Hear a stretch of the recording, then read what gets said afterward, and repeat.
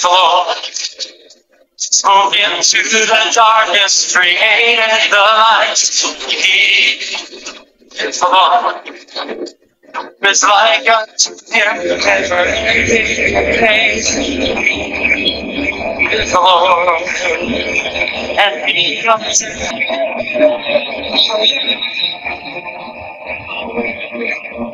Good morning, Philippines.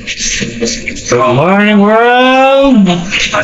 Good morning, Metro Manila. And good morning, Metro Cebu.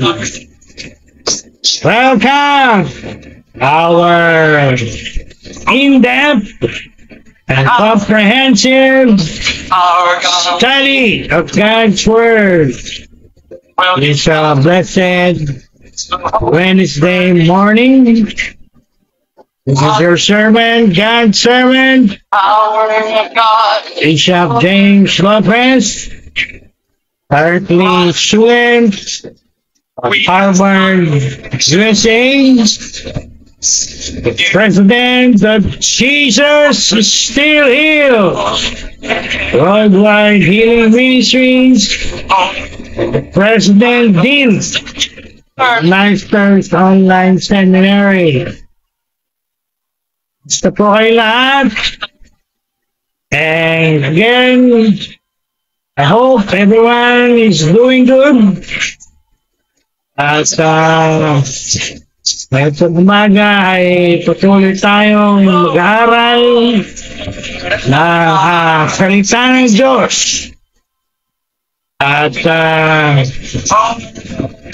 this Wednesday morning, we will continue or resume our in-depth and comprehensive study of the Holy Spirit.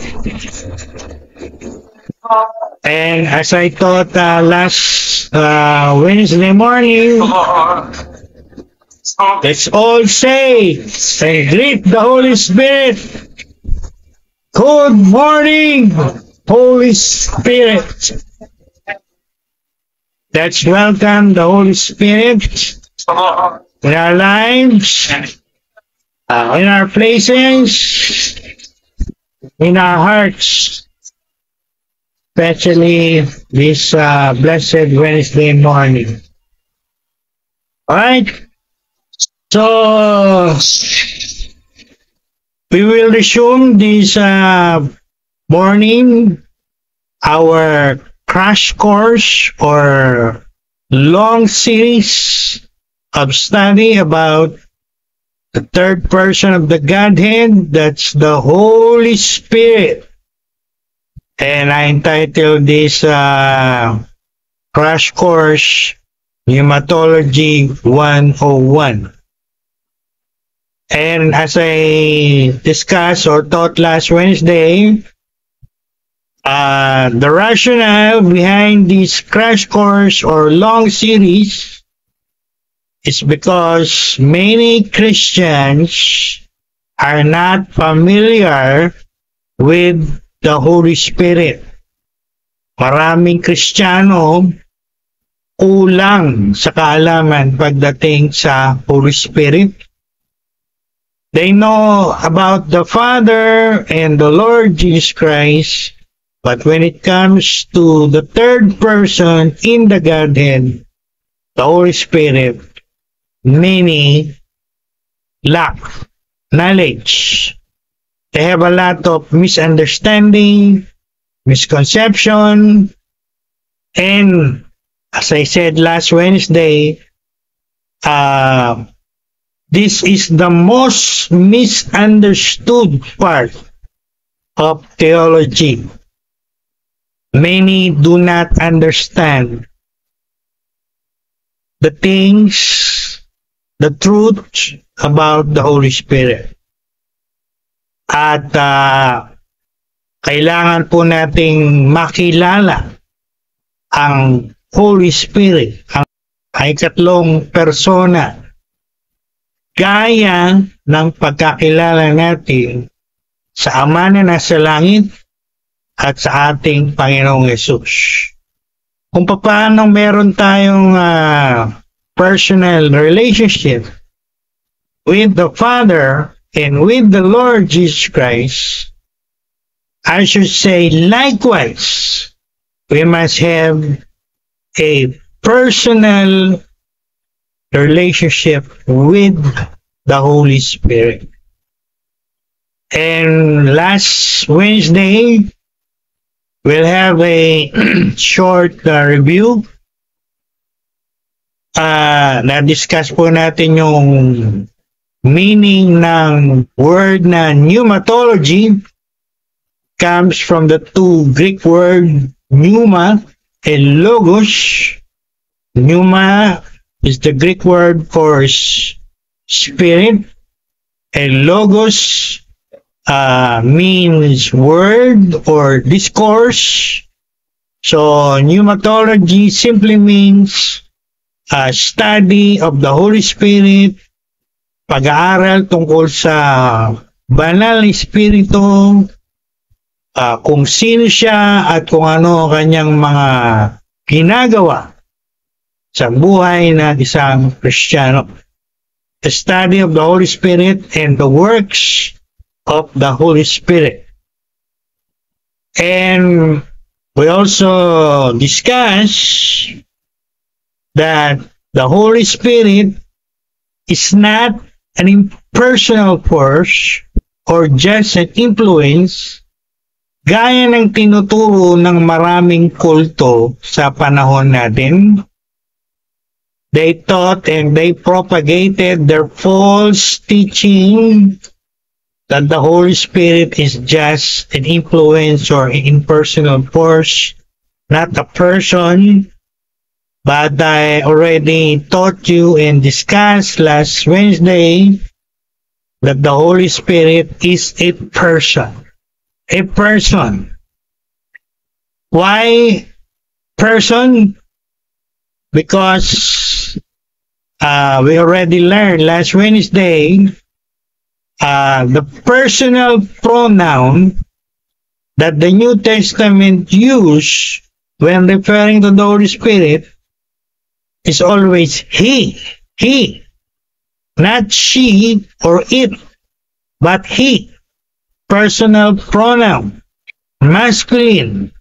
He is a person, not a thing, not it, not neuter, but masculine personal pronoun, he. Alam natin yan, pag nag-aaral tayo ng English grammar, there are personal pronoun, he, she, it. The New Testament always use he when it comes to the Holy Spirit. That is a clear documentary evidence from the Bible, from the New Testament, that he is a person. Common sense, kung siya po ay bagay lang, dapat ginamit it, di ba? It, hindi he. Pero wala kayong makikita sa New Testament, maging sa Old Testament, na ginamitan ng it ang Holy Spirit, no? Lalo na po pag tinignan nyo yan sa original Hebrew and Greek manuscript. It's always he. And another proof, documentary proof from the Bible, from the New Testament, that he is a person, ay yung pong napag-aralan natin last Wednesday. Meron siyang mind, meron siyang intellect, common sense again. You don't have to be a theologian, you don't have to be a Bible scholar to understand this. No? Kung meron siyang mind at meron siyang intellect, that means he's a person. Dahil ang isang bagay, alam po natin yan, walang mind, walang intellect ang isang bagay. Tama po ba? Lahat ng bagay, wala yang intellect, wala yang mind, no? Ang person ang merong mind or intellect. At hindi lang siya merong mind and intellect, Meron din siyang will. Oh, that's another proof. Again, use your common sense. Kung ang Holy Spirit ay bagay lang, meron bang will ng isang bagay? Meron bang will ang isang bagay kagaya ng, for example, cellphone? Walang will yan, no? And last na discuss natin last Wednesday, the Holy Spirit has emotion. Another proof that the Holy Spirit is a person, not a thing. Again, common sense. Ang mga bagay-bagay po sa mundo, kahit anong bagay yan, wala po yung emotion, no? Ang Holy Spirit, ang tinuturo sa Bible, sa New Testament, meron siyang emotion. Binigay ko po yung isang napakaliwanag na verse, Ephesians 4:13. Nakalagay doon, do not grieve the Holy Spirit. I gave the Greek. The original Greek means, do not make him sad. Huwag natin siyang palungkutin. So, that clearly shows he is a person with emotion. Pwede siyang mapalungkot, pwede rin siyang maging joyful or happy, no? So, yan pong mga bagay na yan, yung mga ebidensya nga sa korte, pagka meron kang ebidensya, documentary evidence, alam yan ng mga lawyer natin, if you have a strong documentary evidence that proves that your argument is true and correct, no? At yun po yung mga pag-aralan natin last Wednesday. So very clear, he is a person. He is not a thing. And this Wednesday morning, in our lesson 2, nasa lesson 2 na po tayo. Last Wednesday is lesson 1, so lesson 2 this morning. This morning, our lesson 2 is about the personality and the deity of the Holy Spirit. Ang pagiging persona at pagiging Diyos ng Holy Spirit. So, dalawang bagay ang tatalakayin po natin, ang pag-aaralan natin ngayong umaga. Patuloy nating tatalakayin yung pagiging person ng Holy Spirit, at ngayong umaga makikita nating maliwanag, pakikita sa atin ng maliwanag ng Word of God, ng Bible, ng New Testament, that the Holy Spirit is not only a person, He is God, a divine person, a supernatural person. Just as the Father is God, so the Holy Spirit is God. Just as the Lord Jesus Christ is God, so the Holy Spirit is God. So, as we discussed lesson 2 this morning, I want everyone to listen carefully, okay?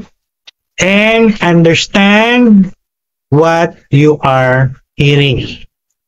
And I should say, before we go deeper, this is one of the greatest lessons, the greatest truth you can learn when you study pneumatology. That the Holy Spirit is a person, that the Holy Spirit is God. In short, when you consolidate the two words, person, God, He is a divine person. a supernatural person, like God the Father, like God the Son. Alright? So, as usual, I will give all the references, the text from the Bible. I'm going to use the Amplified Bible, Classic Edition. FYI, dalawa pong klase ang Amplified. Merong classical at merong modern. Para pag nag-aral kayo ng Hebrew and Greek, merong classical at merong modern script. Alright? So I'm going to use the Amplified Classical version.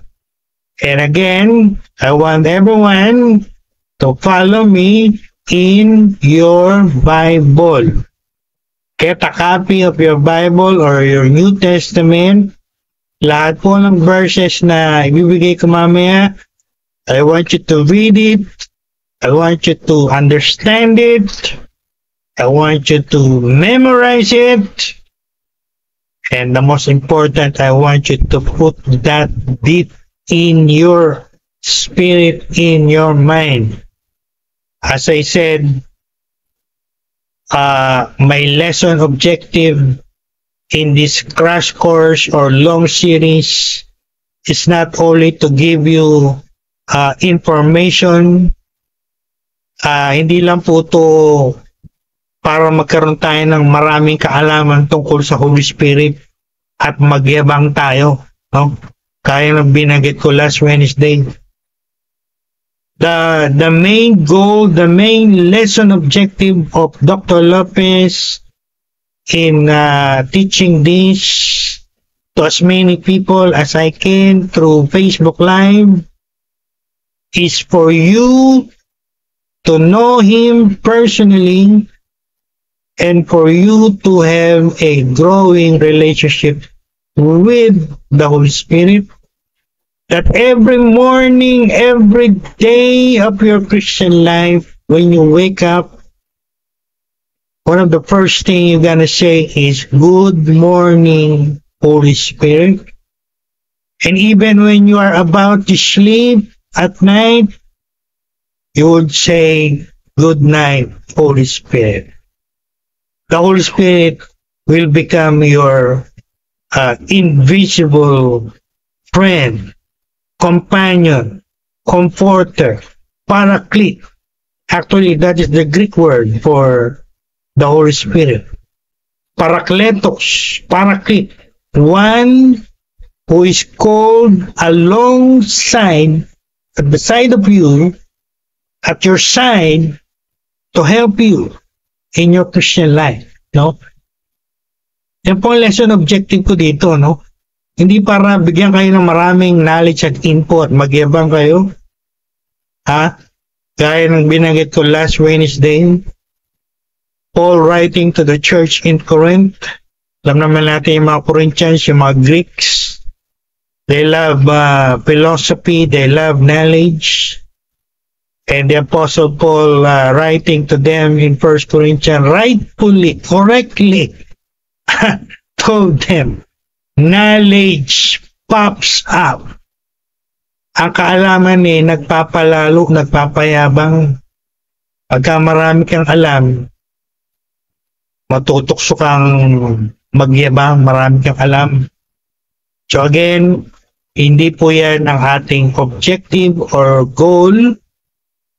The most important goal natin dito is to know the Holy Spirit personally, to experience Him every day, to know His presence every day as we know the presence of the Father and the Lord Jesus Christ in our Christian life every day, and we learn to fellowship or walk or live in the Spirit. Kaya na sinasabi ng Bible. Binigay ko po yan last Wednesday, yung ating lesson objective. So you will know Him. Hindi lang know about Him. Iba po yung you know about Him, then you personally know Him. Okay, iba po yun. No? At not only you know Him personally, but you're gonna walk with Him, you're gonna hear His voice, particularly the still small voice, guiding you, telling you the right thing to do deep inside your spirit. And of course, the dunamis, the miracle working power of the Holy Spirit. This is a very important subject, no? Kaya po, I think that's the reason why the Lord led me to teach this. And to teach this, hindi sa Zoom, hindi sa ibang platform, kundi sa Facebook Live. So many Christians and even many people of the world will have this knowledge. Again, kaunti lang po nakakalam ng kaalaman ito. Many people, even many Christians, they know about the Father, they know about the Lord Jesus Christ. But when it comes to the Holy Spirit, again I say, they lack knowledge. They are not familiar. And many misunderstood this very important subject. Alright. So we're gonna go deeper again into the personality of the Holy Spirit. I want you to put that deep in your spirit. The Holy Spirit is a person. Gusto kong ulit-ulitin yan sa isip nyo, sa puso nyo. Ika nga ng mga teacher natin, inculcate nyo yan sa puso nyo, sa isip nyo. Isaksak nyo yan sa puso at isipan nyo. And do not allow the devil, the defeated devil, to hinder you from getting this great revelation about the Holy Spirit. So, as you listen, put this deep in your spirit. He is a person. Pwede nyo ulit-ulitin yan, no? Sa sarili nyo. The Holy Spirit is a person. The Holy Spirit is a person. He's a person in my spirit, in my life. Kaya sa totoo lang po talaga hindi talaga tayo nag-iisa, no? We're not alone. Because there is a divine supernatural person with us, in us. And we're not alone, no? Meron tayong kasama na hindi nakikita ng ating mga naked hands. Because the Holy Spirit is an invisible person. Invisible but real. Alright. So I'm going to give you 3 verses. Tatlo lang po para hindi kayo masyadong ika nga nila information overload. I don't want to overload you with a lot of information. So I'm going to give you another 3 verses from the Bible, documentary evidence that again shows and proves that the Holy Spirit is a person. Again, huwag po kayong paluloko, huwag kayong padeceive sa mga kulto na nasa paligid nyo at nagtuturo na ang Holy Spirit ay impersonal force or just an influence. He is more than that. He is a person. Alright. One more evidence, proof that he is a person. Ito po, napaka-clear po nito. Inaral ko po ito kagabi, although alam ko na po ito, nireview ko ulit. I'm going to give you one that is Acts chapter 13, verse 2. Magawa, Kapitulo 13, talatang 2. Again, you follow in your Bible, in your New Testament. I want you to read it for yourself. Para makita nyo na yung pinag-aaralan dito natin, nasa Bible, Kasi New Testament. I'm not teaching my own opinion or opinion of others or not even the tradition of your churches. I'm not even teaching somebody's theology. I'm teaching what the Word of God says. And you can read it for yourself. Let's all read it from Acts 13 verse 2. Again, Tagalog po niya, mga Gawa, Kapitulo 13, talatang 2. I'm going to read it from the Amplified. It says in the Amplified, when they were worshiping the Lord in fasting, the Holy Spirit spoke. He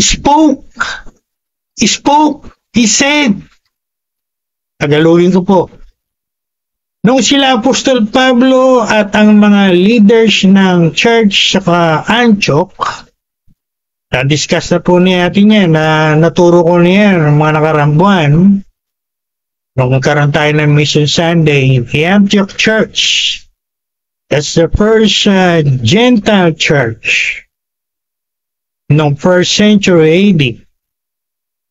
Nung sila ay sumasamba at fasting, malamang kagaya po ito ng ginagawa natin sa ating mga churches where we're worshiping the Lord. And with fasting, sila po ay may with fasting. So, nung panahon na to, sumasamba sila kay Lord na nakapast sila. Yun ay po ang ibig sabihin. At ang napakaganda pong pangyayari dito, nagsalita ang Holy Spirit. The Holy Spirit spoke. Oh, gagamitin ko again yung aking argument, yung aking line of argument. Common sense. You don't have to be a theologian, you don't have to study theology, or you don't have to be a Bible scholar. Common sense. Kung ang Holy Spirit ay bagay, siya po ba ay makakapagsalita? Can He spoke? If He's just a thing, or influence, or impersonal force? Look at it in your Bible. Read it. In English, the Holy Spirit spoke. He said. Sa Tagalog siya'y nagsalita. Anong sabi ng Holy Spirit during that time? Isantabi niyo si Pablo at si Barnabas para sa gawain na itinawag ko sa kanila. O yan, tinatagalog ko na po yan. Ano? Separate to me Paul and Barnabas for the work for which I called them. Now, sabi dyan, again, the Holy Spirit spoke. That's another clear evidence that He is a person. Again, common sense. Kung siya po ay bagay lang, makapagsalita ba siya? O, see? O, hindi po ba maliwanag na ebidensya yan na Holy Spirit ay person? Before I leave this point, marami nagtatanong, Bishop, paano po nagsalita yung Holy Spirit dyan? Was it in an audible voice? Was it in a still small voice? Well, hindi ko po muna sasagutin yan. I'm gonna park it. Enough for you to know. He spoke. Siya nagsalita. Why? Because He is a person. A person speaks. Alright? That's a clear evidence. Number 2. John 14:26. Ebanghelyo ayon kay Juan, Kapitulo 14, talatang 26. Tinatagalog ko na po ito para sa ating mga kababayang Pilipino. Alright. John 14:26. Ano po sabi niya? Whether it is in the Amplified or in the King James or in the NIV, magkakalapit po sila. Ang sabi doon, when the Holy Spirit comes, listen up, He will teach you all things, and He will bring all things to your remembrance. See? Tagalogin ko po. Pagdating daw ng Espiritu Santo sa atin, sa buhay natin, sa Espiritu natin, ituturo niya sa atin lahat ng bagay at I like it. I love this. Actually, I experience it in my life. Ipaalala niya sa atin lahat ng bagay na sinabi ni Lord. See? That's another proof. Again, common sense. Kung ang Holy Spirit po ay bagay lang, makapagtuturo ba siya sa'yo?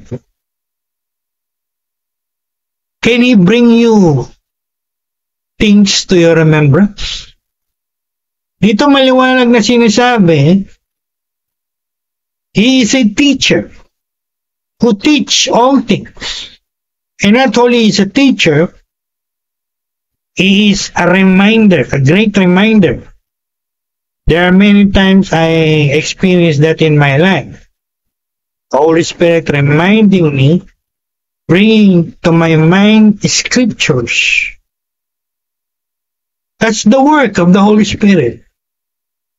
O ngayon pa lang, may idea na kayo, di ba?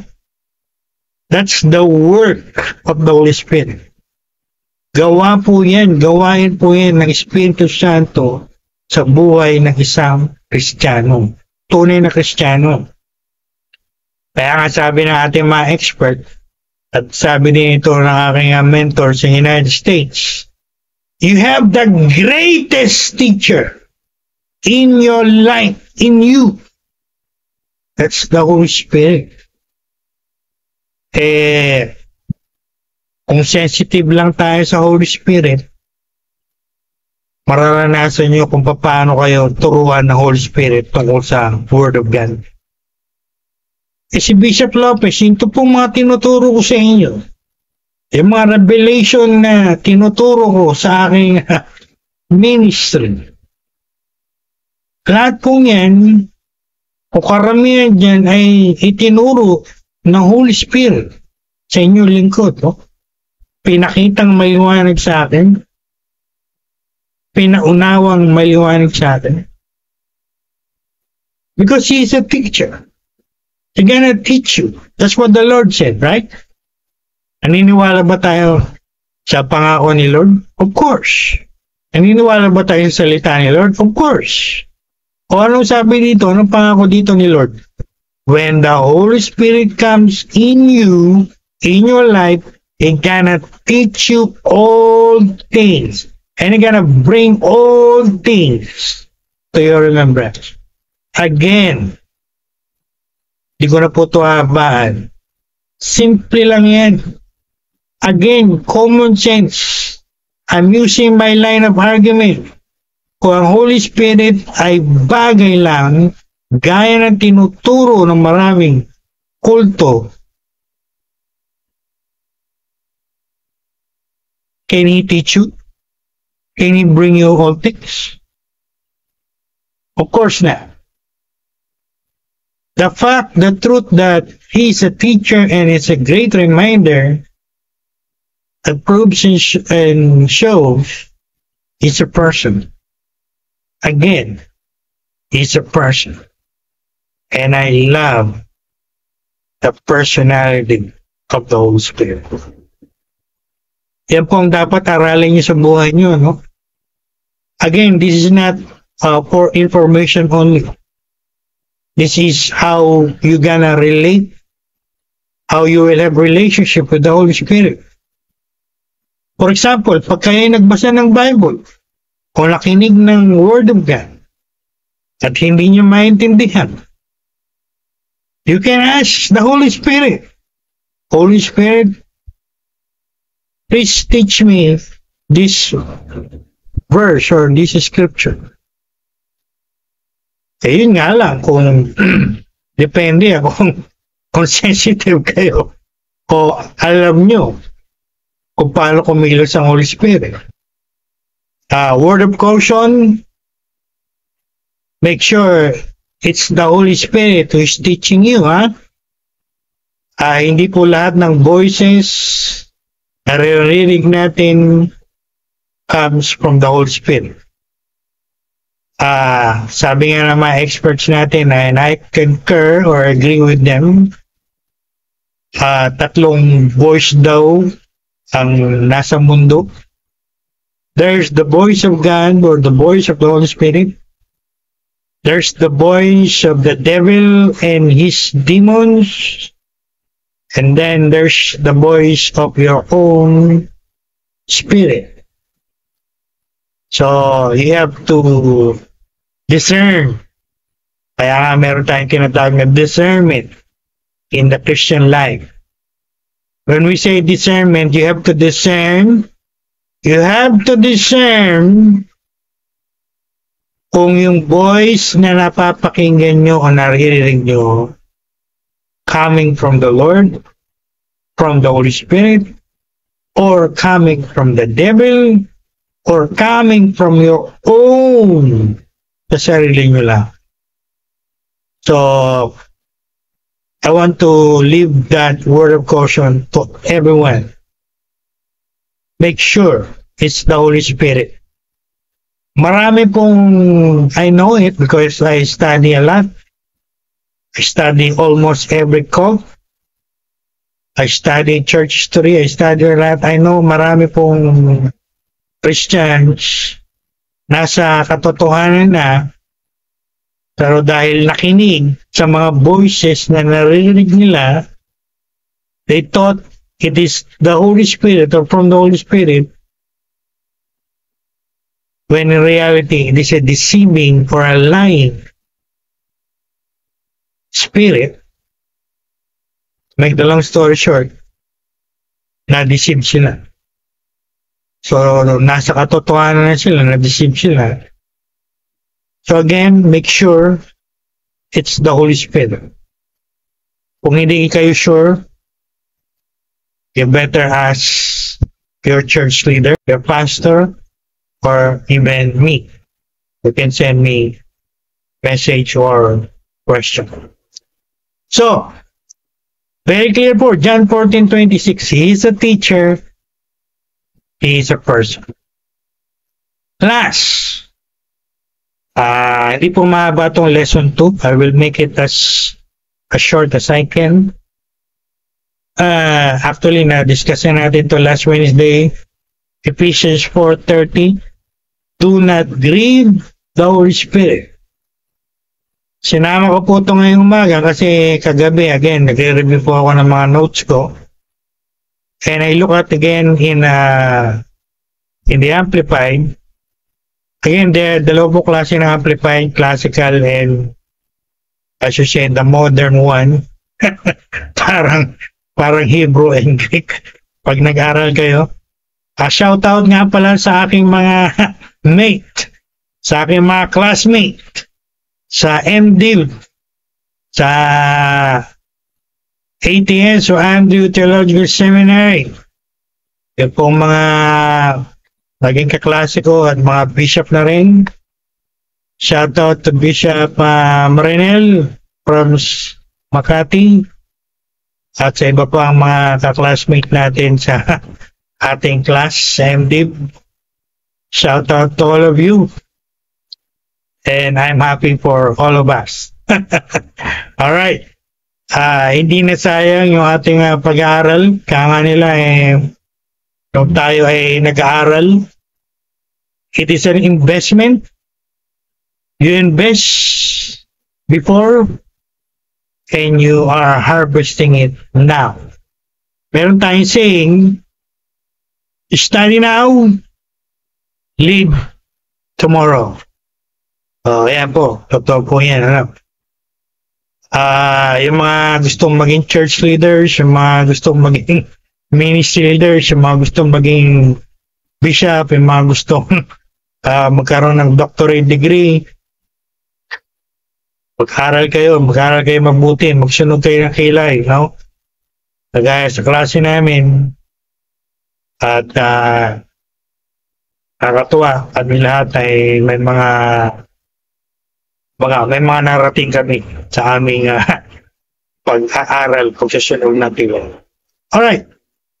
So, do not grieve the Holy Spirit. In the Amplified, one shade of meaning is not only don't make him sad. Nakita ko gabi, don't offend him. See? Again, I'm using my line of argument. Kung ang Holy Spirit ay thing, ma-offend ba siya? Malulungkot ba siya? Ang bagay ba ay may emotion? O ang person lang ang merong emotion? Kayo pong sumagot. Kayo ang mag-judge. Lalo na kayong mga kulto. Ang nagtuturo na ang Holy Spirit is just an impersonal force or just an influence and not even a person. Think about this. What Bishop Lopez is arguing right now. Why don't you examine my argument? I challenge you. Nawa, magbago kayo ng mga wrong theology nyo, no? Unbiblical theology. Mag-aaral kayo ng biblical theology. Particularly New Testament theology. Very clear. Do not make him sad or do not offend him because he is a person with emotions. He can be grieved. You can make him sad. Pwede nyo siyang palungkutin. And you can offend him. Pwede nyo siyang ma-offend. Pare magtanong kayo paano po mangyayari yung Bishop. Again, naalala ko, nagbigay ako ng assignment, di ba? You read Ephesians 4:30, sapagkat doon sinulat ni Apostle Paul yung, I should say, apostolic injunction na yan, apostolic command, do not make him sad. Don't offend him. Hindi natin dapat pinapalungkot ang Holy Spirit, yung ikatlong persona na nasa buhay natin, nasa puso natin. Dapat binibigay natin siya ng happiness o ng joy o ng pleasure as we are trying to please the Father and the Lord Jesus Christ, right? Yan ang dapat natin gawin eh. Tayong lahat na Kristiyano, nagkiklaim na Kristiyano. We bring joy, we bring pleasure to God, whether it is the Father or the Lord Jesus Christ or the Holy Spirit. Huwag natin bigyan ng kalungkutan yung Diyos natin. Go to the second part of this lesson number 2, the deity of the Holy Spirit. Yung pagiging Diyos ng Holy Spirit, hindi lang po siya persona, siya po ay Diyos din. Gaya ng Ama, gaya ng Anak. Medyo theological po ito, no? So I want everyone to please understand what you are hearing. We're going more theological because we're gonna discuss the deity, the divine nature, the divine essence.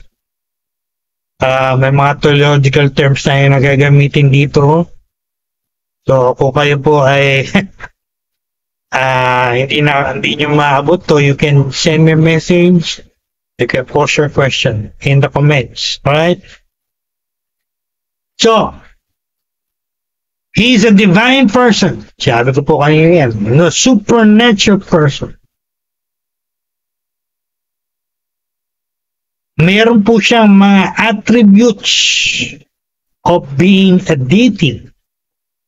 Sa theology, pag nag-aaral kayo niyan, meron kaming tinatawag na communicable and incommunicable attributes of God. I think alam lahat ng maraming Christians. I'll give you an example. Incommunicable. Ito po ay nasa kategory ng incommunicable. Pag sinabi pong incommunicable, iyon yung mga attributes ng Diyos na nasa Kanya lang. Hindi niya binigay sa tao. Hindi niya yan senior sa mga tao. Sa Kanya lang yan. That makes Him God. At alam natin yan. Omniscience, omnipotence, omnipresence. Those are the incommunicable attributes of God that makes Him God. Incommunicable po yan. Ibig sabihin, hindi yan binigay ni Lord sa mga tao. Walang tao na all-knowing. Walang tao na all-present at the same time. Walang tao na magagawa lahat. Omnipotence. Even the devil, even the angels, whether good or fallen angels, they don't have that attributes. Only God has that attributes that make Him God. Kaya pag nag-aaral kayo ng theology, we call that incommunicable.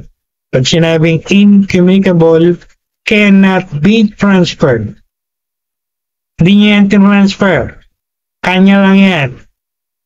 Now, when we say communicable, yan yung mga attributes, mga katangian ng Diyos na tinransfer niya o senior niya sa kanyang mga nilalang, lalo na yung mga human beings created in the image of God or Imago Dei in Latin. For example, is the spirituality of God. That's it. That's communicable attributes. God is a spirit, and man is also a spirit being. We are spirits, we have soul, we live in a body. See? Actually, yan po ang ibig sabihin ng Imago Dei. God created man in His image. Where's God's image? Where's God's likeness? May mga naririnig ako noon in our human body. Actually, natunuro ko rin yan sa Bible College or seminary. May mga student ako nagsabi, ano po yan, Dr. Lopez, ano po na sa makikita po natin yung Doc sa katawan natin. Do you think God has a human body? Wala pong body, physical body si Lord. God is a spirit. The correct answer is the image of God is not in our human body. It is in our spirit. We are like God in our spirit. Sapagat ang spirit natin, yung tunay na tayo, the real we, the real you and I, yung katawan po natin, hindi po yan ang tunay na tayo, no? Bahay lang po yan, no? Dwelling place lang yan ng spirit and soul natin. The real you is your spirit. Malalim po na katotohanan ito, no? Maraming alam, marami hindi alam ito. Human being is a spirit being. You are a spirit. You have a soul. You have a mind, will, emotions, and you live in a body. Yung mga nag-aakala na yung katawan nila yung tunay na sila, nagkakamali kayo. One day your body will die, but your spirit and soul will live forever, eternal, like God, who's a spirit. Alright, so let's go to the deity of the Holy Spirit. At meron po akong sasama ngayon dito sa lecture before we end. Since I want to give you a supplemental broader knowledge about the Holy Spirit.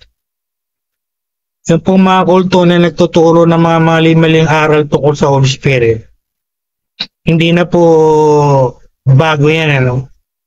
Actually, na-mention ko yan last Wednesday. During the 4th century AD, 381 AD, Meron pong mga heretics. Ang tawag dito ay Macedonianism. You can Google it if you want. Macedonianism from the word Macedonia. They were heretics. They denied the divinity or the deity of the Holy Spirit. Hindi sila naniniwala na Holy Spirit ay Diyos, kaya ng Ama at Anak. Kaya po sila ay kinondemn sa isang church council, First Council of Constantinople in 381 AD, sapagkat yung First Council of Constantinople, lalo po niyang pinagtibay yung Nicene Creed, yung creed na pinagtibay sa Council of Nicaea, that the Lord Jesus Christ is God. See? So may mga church council na po ng mga unang panahon, no? At kaya po nang magkaroon ng mga ganyan kasi marami na rin po mga bulaan, mga heretics, mga cults ng panahon natin, noon. Akala nyo, mga kulto na yan, ngayon lang nagsulputan yan. Hindi po, no? Pag nag-aaral kayo ng church history, malalaman nyo, noon pa man, no? Kinalaban na yan ng church, na? Kaya nagkaroon tayo ng iba't ibang mga church council na tinatawag. Council of Nicaea, Council of Chalcedon, Council of Constantinople, etc. Marami po yan pag nag-aaral kayo ng church history. Again, ito pong kulto na to, kagaya ng mga kulto ngayon, they deny the divinity or the deity of the Holy Spirit. Pag sinabi pong denying the divinity or deity, hindi po sila naniniwala na Diyos ang Holy Spirit. Kagaya ng mga kulto na kinondemn sa Nicene Council, hindi naman sila naniniwala na si Jesus ay Diyos. See? When you study church history, we have Nicene Creed and Constantinople Council, First Council of Constantinople, that created this, pinagtibay itong mga doctrines natin na si Lord Jesus ay Diyos at ang Holy Spirit ay Diyos. Kaya again, hindi na po bago yan. Bago lang yan sa inyo kasi hindi nyo alam yung nangyari sa church history. Pero pag nag-aaral kayo again ng church history, marami kayong malalaman, mga nangyayari ngayon, nangyari na po yan noon. Noon pa man, meron na yan. Naalala ko tuloy si King Solomon. Sabi ni King Solomon, di ba? There's nothing new under the sun. It's just a cycle, a repetition. Kaya ng mga historians natin, history only repeats itself. What happened in the early church, happening in the end-time church. Siguro pagkakaiba lang po ngayon napakadami ngayon, ano? Napakarampan ngayon. Common sense. Siyempre, mas maraming tao ngayon kaysa tao noon. Alright, I will give you now the attributes of the Holy Spirit that makes him God. Again, I'm going to give the incommunicable. Omniscience. When we say omniscience in theology, whether theology 1, theology 2, theology 3, it means all-knowing. He knows all things. That make him God. Alam niya lahat. At yung katangian na yan ay katangian niya na nagpapatunay na siya Diyos, sapagkat wala pong tao, walang nilikha ng Diyos na alam lahat. Sinabi ko na po kanina, kahit fallen angels, kahit good angels, wala pong all-knowing. Kaya yung mga taong merong attitude na I know it all, frankly speaking, shame on you. That's foolishness. Who do you think you are? Meron kayong attitude and you know it all. Ano kayo, Josh? It is as if you're making yourself God. Di po kayo Josh. No? At kahit i-claim nyo na all-knowing kayo, iba ang omniscience ni Lord, no? I'm teaching like a theologian.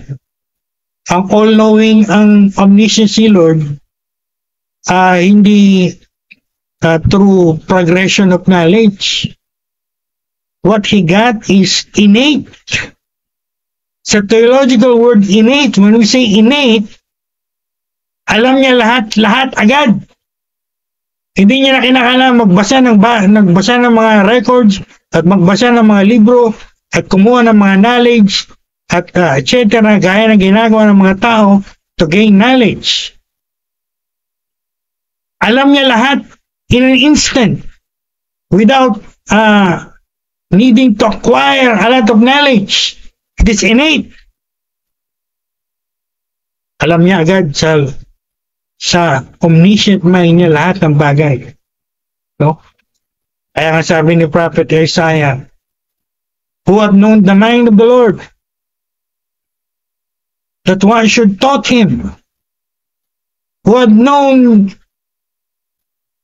the mind of the Almighty, that he should give him counsel. Wala pong higit sa Diyos pagdating sa knowledge.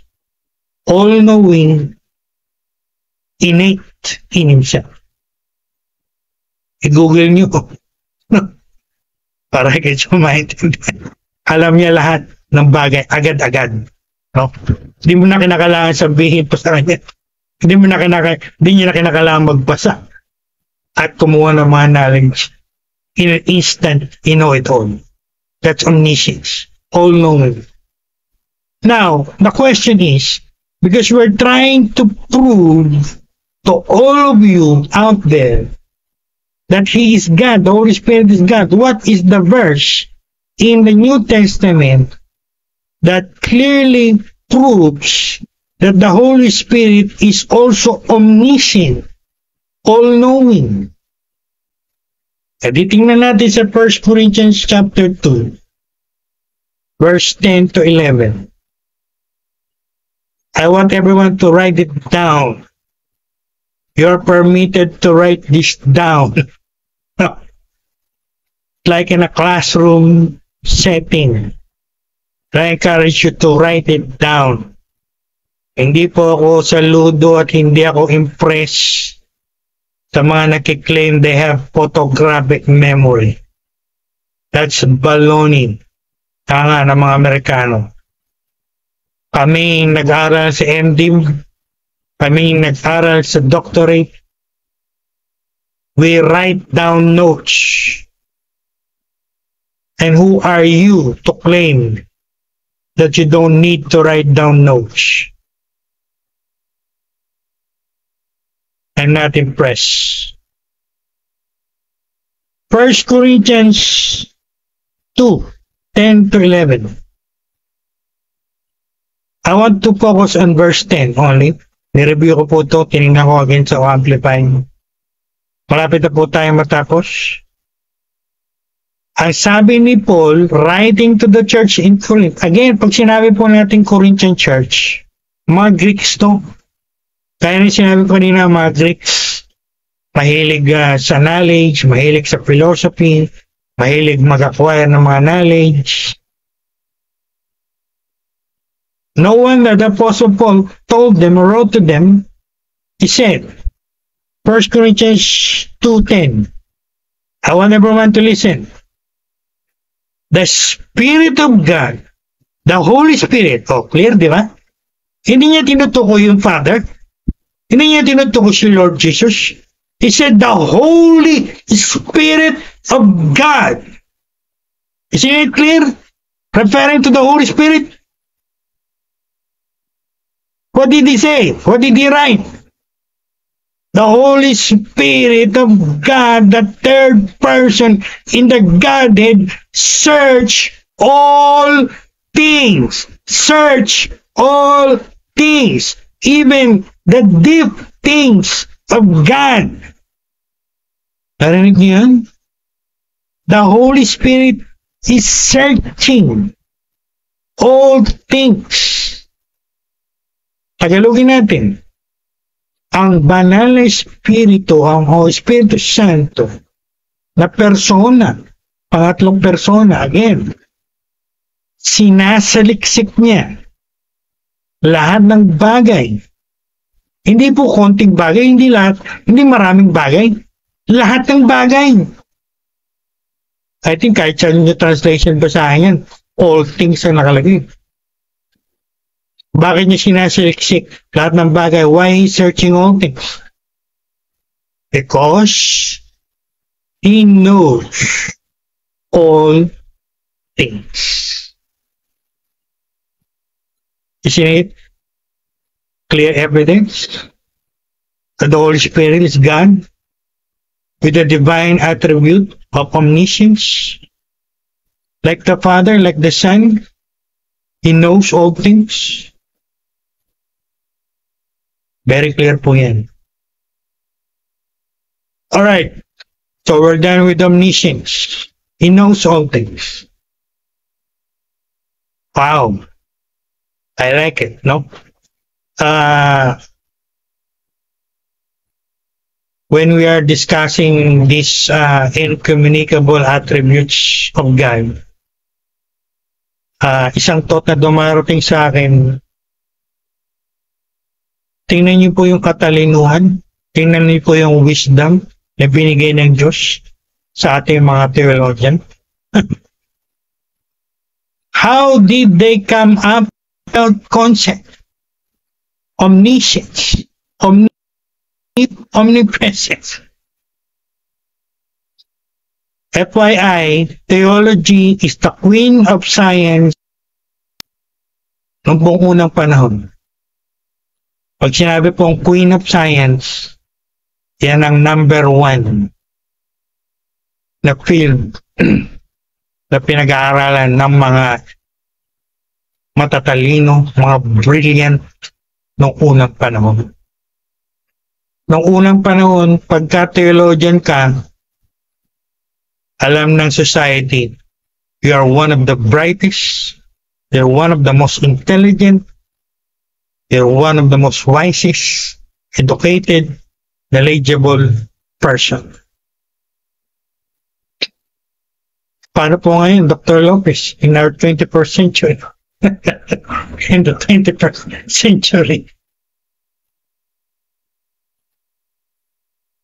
Mga tao, hindi na excited mag-aral ng theology. Boring na. They would rather take philosophy than theology. Alright. So, very clear po yan. Again, gagamitin ko yung aking litanya. Oh, kayo mga kulto. Sagutin nyo ayon.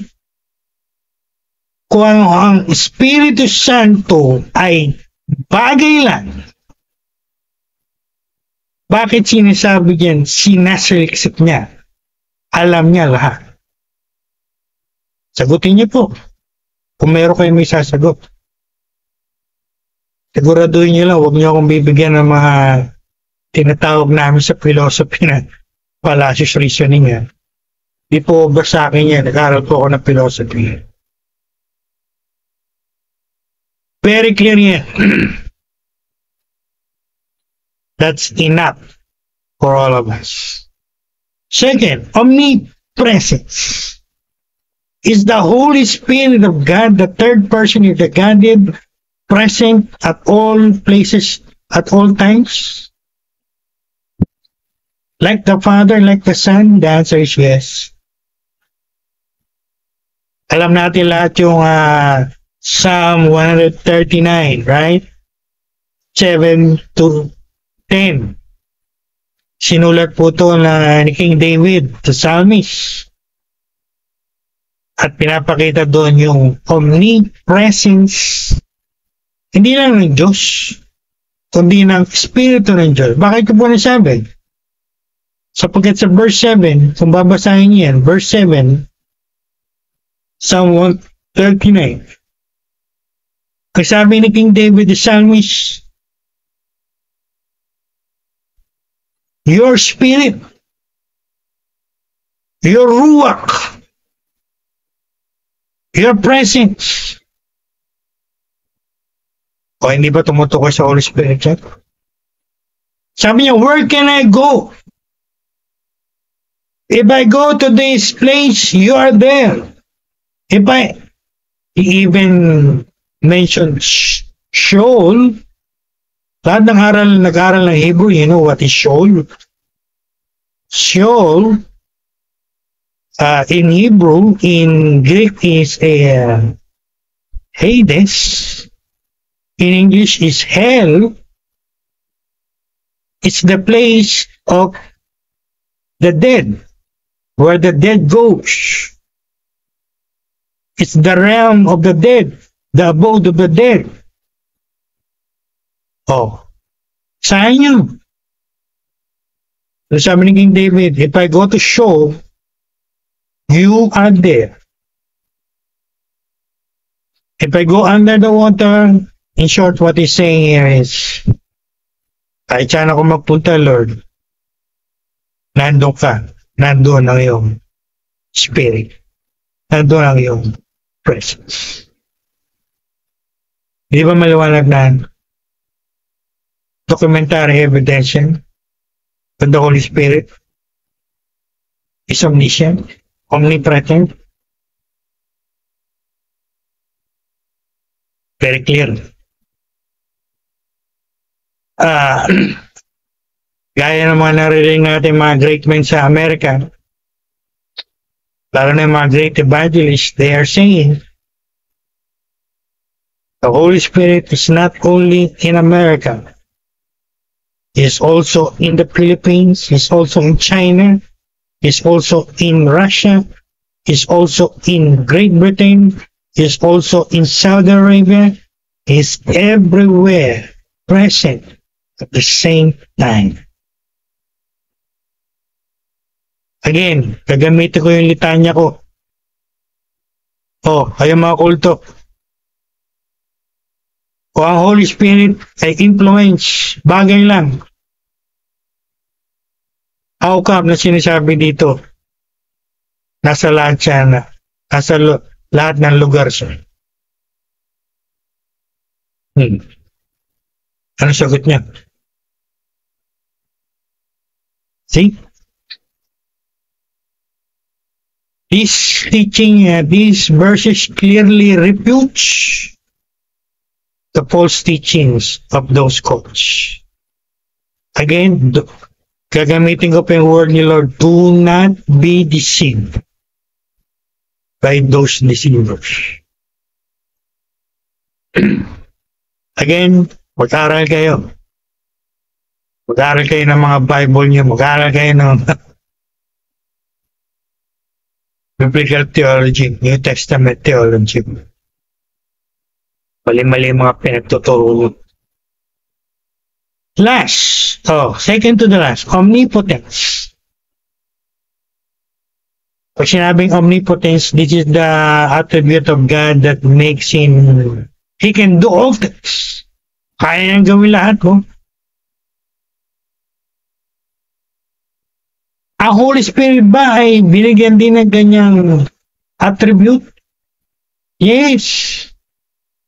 Romans 15:19. Paul, writing to the church in Rome, talks about the Holy Spirit, the power of the Holy Spirit in manifesting signs, wonders, and miracles. Wow! I'm about to finish my schooling with my mentor for the United States. And pinag-aaralan po namin yung signs, wonders, and miracles. Wow! One day, ay tuturo ko po to and you will be amazed. Ano ba yung ibig sabihin ng signs and wonders in Greek? I love it. Signs and wonders. At nung tinuro to po ng aking mentor to, talaga napangako. Yun pala ibig sabihin yun sa Greek. Wonderful. Doon na lang sa word na signs and wonder. May idea lang kayo Wonder. That will make you wonder. That will make you exclaim, that's wonderful. That's full of wonder. Mga awesome. That's the power. That's the omniscience. Omnipotence, rather, of the Holy Spirit. So, again, gagamitin ko po yung litanya ko. Kung ang Holy Spirit ay bagay lang, makakagawa ba siya ng mga signs and wonders? Ng mga miracles? Kayo po ang mag-judge. And last, the eternality of the Holy Spirit. The Holy Spirit is eternal, like God. Isa po ito sa paborito ko nung ako'y nag-aaral ng theology. When we say eternality, yan yung sinulat ni Moses sa Book of Psalms. He says, from everlasting to everlasting, you are God. Mula sa walang hanggan hanggang sa walang hanggan. Sabi ng ating mga theologian, from eternity past to eternity future, He is God, eternal, without beginning, without ending. From eternity to eternity, He exists as God. Walang hanggan. Kaya bang arukin ng mga pag-iisip niya? Arukin niyo nga po kung maruk. The human mind cannot comprehend that concept. Yan po ang Diyos. Kaya po ang Diyos na pinaglilingkuran natin. No? Walang pasimula. Kaya yung mga nagtuturo, nilikha daw. You're saying, ang tinuturo nyo mali eh. Pag sinabi mong nilikha, parang tao yan, may pasimula. Mali kayo. Wala siyang pasimula. Tayo lang po yung may pasimula. Because we're created in a certain period of time. But God, no beginning, no ending. Again, hindi po ito kaya karukin ng mga, sabi ng mga kanoy, with our little peanut brain. No? Sipin mo yun. Sipin mo kung kaya isipin. Walang hanggan to walang hanggan. Ganyan po ang Diyos. Yan po isang dahilan why I nagpakadumbilang ako nagpakadalabasa po si Bishop Lopez sa theology. Alright. So, the Father is eternal, the Son, the Lord Jesus Christ is eternal, the Holy Spirit is eternal. What is the verse that shows the Holy Spirit is eternal? Going to give that to you. Read that for yourself. Hebrews 9:14. Paliwanag doon. Sabi ron, the Lord Jesus Christ, when He offered Himself as a sacrifice for our sins, through the eternal Spirit. See? eternal spirit that shows the Holy Spirit, the Spirit of God, is eternal. Like the Son of God, like God Himself, Father God. Okay. What will be my conclusion, my recap, and my application? As we end this wonderful, very enlightening, very informative lesson to the Holy Spirit. Wow! I know marami sa inyo, maraming nalaman sa umaga ito. So, I'm going to simplify it.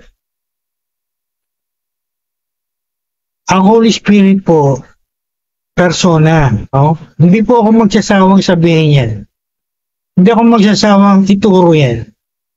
Hindi ako magsasawang i-defend yan kahit sa sino mang kulto na iharap mo sa akin. No? Lalo po ngayon, sharing lang bago magtapos, I'm taking up rhetoric from Harvard. Yan po ang aking bagong course ngayon sa Harvard. Rhetoric. Isa po sa pinag-aaralan namin argument. At isa sa pinag-aaralan namin persuasion. Whether in speech or writing. Tinake up ko po to dahil alam niyo po ang inyong lingkod may planong magsulat ng mga libro sa mga darating na panahon kung loloobin ni Lord ako yung buhay pa. So I'm taking rhetoric from Harvard. That gives me a lot of knowledge about argument, etc. Kumbaga kahit sinong kulto ang hirap mo sa akin, tatapatan ni Bishop yan.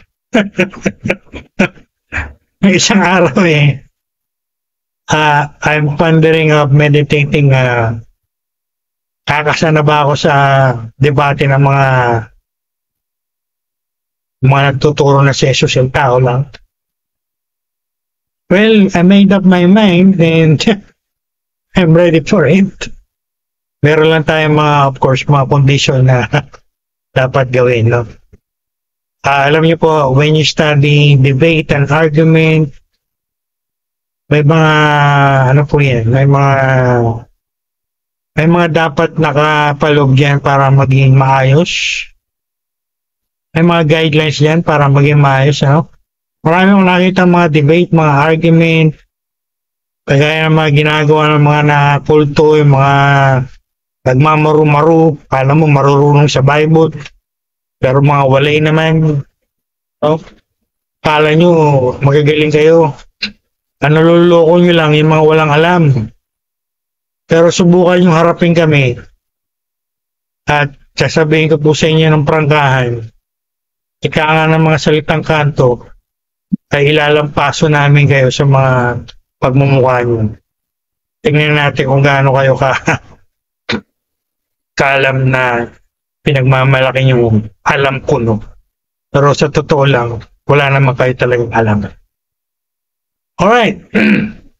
So, He's a person and He is God. Yan, sinimplihan ko na po yan. Yan lang ang tandaan natin mabuti lagi sa isipan natin. Pagka pinag-usapan natin, diniscuss natin o sa Holy Spirit, lagay natin sa isip natin lagi. Personal.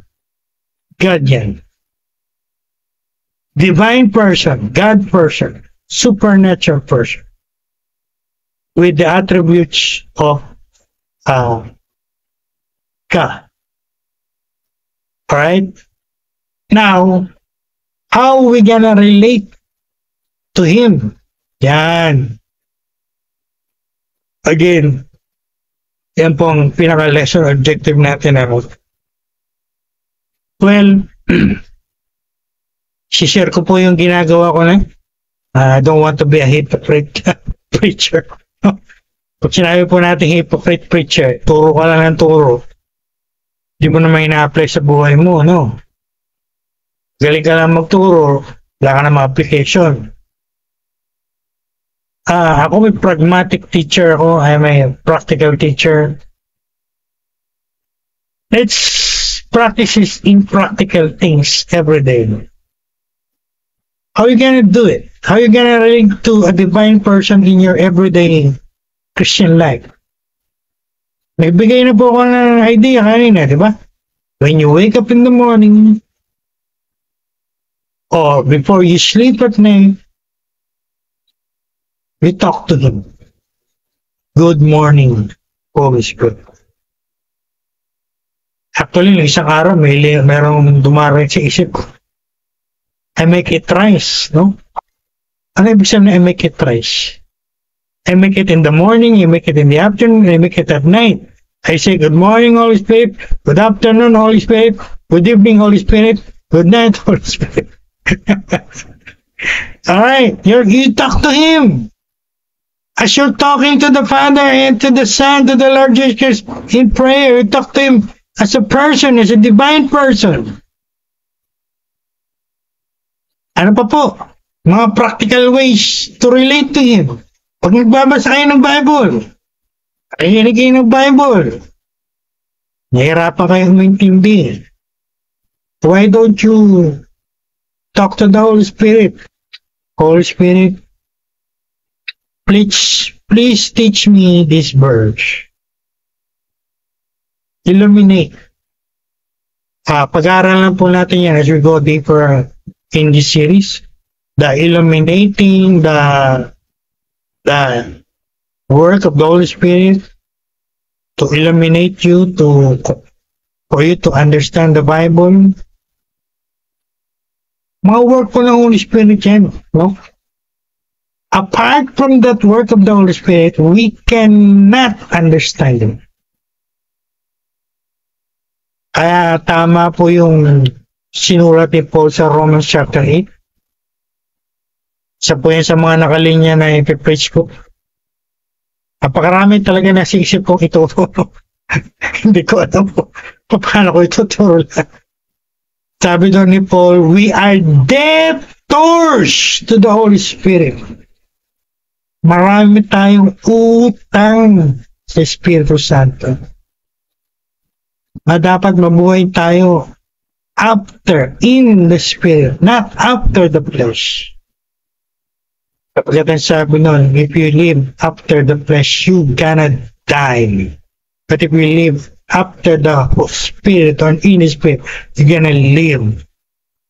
We want to be spiritual. We don't want to be carnal. Kayong mga carnal dyan, bukas-bukasan yung pagiging carnal nyo, ha? Puro kayo laman, puro kayo katawan. Lalahanin nyo, Holy Spirit. Diyan pa lang, may idea na kayo tungkol sa personality ng Holy Spirit. He is a spirit person. He will lead you into spirituality, not carnality. Kaya nga sinulat ni Paul sa Galatians, di ba? The works of the flesh and the fruit of the Holy Spirit. Well, it's up to you. No? Nasa level na po si Bishop Lopez lang. Nasa level na po ako na kagaya ng aking mentor eh. If we don't obey this, if we don't apply it, it's up to you.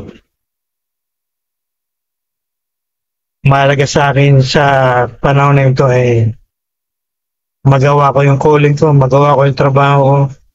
I'm gonna take up the Holy Spirit in the Old Testament. Wow!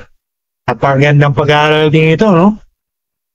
Titingnan natin kung ano yung mga ginawa ng Holy Spirit, how the Holy Spirit moves, how the Holy Spirit works, kaya nila yung dispensation ng Holy Spirit in the Old Testament. So lahat po ng mga interested, pag-imbita niyo po ito, no? Lalo na yung mga, again, gustong makalam na maraming bagay tungkol sa move ng Holy Spirit. Sometimes, marami nagkakamali eh. Akala nila yung move ng Holy Spirit sa Old Testament, move pa rin ng Holy Spirit sa New Testament. We're gonna see that. We're gonna learn that next week, God willing. Alright? So, thanks for watching, and gagamitin ko po yung benediction ni Paul, Trinitarian benediction.